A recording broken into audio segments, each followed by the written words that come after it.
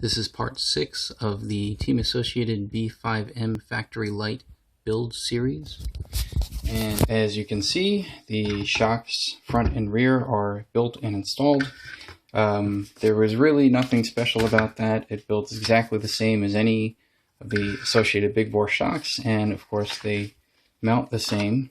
They give you these plastic bushings that go around the nut that tightens down against this mounting screw. The plastic bushing is like this big one piece that covers the nut and also provides a bushing for the actual shock cap. They do offer an aftermarket piece, which is an aluminum nut that replaces the black nut that this plastic piece covers. And then there's a white ball insert that you put in over that aluminum piece that becomes your shock bushing. I think it's white. It's white or black, something like that. But, you know, these are okay. The shocks feel smooth. I know that Team Associated has recently released the Kashima shocks, which are the, basically it's their attempt at replicating the Kyosho shocks with the nice coating from Fox, and they claim that the shocks are smoother and blah, blah, blah. Now, the shocks probably are smoother, but I don't imagine how easy it would be to tell the difference. You'd have to actually measure with a completely built shock. You'd have to measure the amount of force that it takes to move the piston, and that force would have to be, you'd have to show a statistically significant difference that the force required to move the piston is different from a standard associated shock. If you can't measure that, then really you're just buying a bunch of bling. These big bore shocks, I have them on a bunch of cars. They work just fine. So I'm not going to buy the Kashima shocks, but that doesn't mean you shouldn't. If you like pretty crap on your car, then go buy it. But these work okay. And by the way, if you remember, I had mentioned using the black grease on the ball cups and ball studs to free up the suspension movement. If you're not doing this, and then you go and buy a Kashima shock set to get smoother shocks, well, then that's going to be limited by what's your highest friction component, which will be the ball cup to ball stud interface. So if this is all bindy and you put smoother shocks on, it won't make any difference.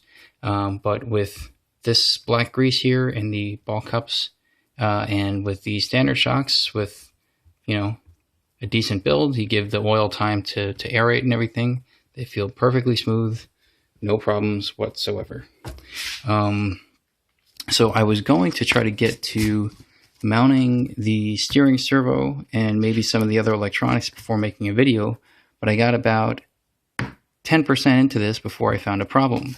So the servo horn that you mount goes on, yada yada. You get this ball stud here that you mount onto the servo horn, and it screws in just like, you know, any of these ball studs screw into their plastic parts.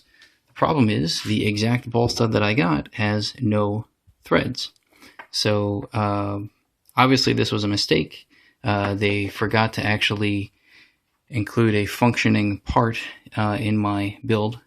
And, you know, this is not uncommon for Team Associated to include parts that are either wrong or incomplete.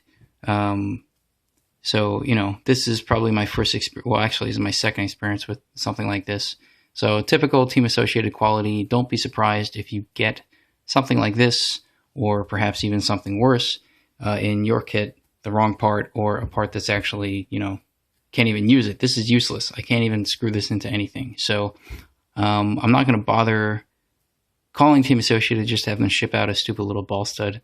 I'll just order one, or, you know, see if I can pick one up at my local hobby shop.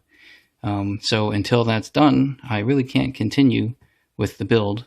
But while I'm on the topic of complaining, I will note that the factory Lite does not come with any wheels. You can see here, this is just wing, decal sheet, a couple of parts, no wheels. The standard B5 did come with wheels, and I don't know exactly why the B5M factory Lite does not come with wheels. Maybe the argument is that you know, some people like the yellow wheels, some people like the white wheels, so they won't include any and ask you to buy, you know, whatever set of wheels you like. I think the B5M came with a set of white wheels, Maybe they could argue that because they're including some aftermarket components here, like the aluminum top shaft and the aluminum wheel axles here and the titanium turnbuckles, that to offset some of that cost, they decided to exclude the wheels. But wheels are plastic, and I'm sure the cost of making them is incredibly low if you consider the volume of wheels that they sell on a daily basis. So it probably costs them maybe 50 cents, a couple dollars, to add both a white and yellow wheel set if they really want it to be nice. Why they excluded it, I have no idea. But what I can say is the factory Lite B5M is so light that it doesn't even have wheels. I don't mean to be a jackass, but I just think that's kind of a rip-off. And if I want it to be ripped off, I would buy a Kyosho. So that's where I am right now. And when I get this ball stud replaced and the electronics installed, I will make another video. So in the meantime, thanks for watching.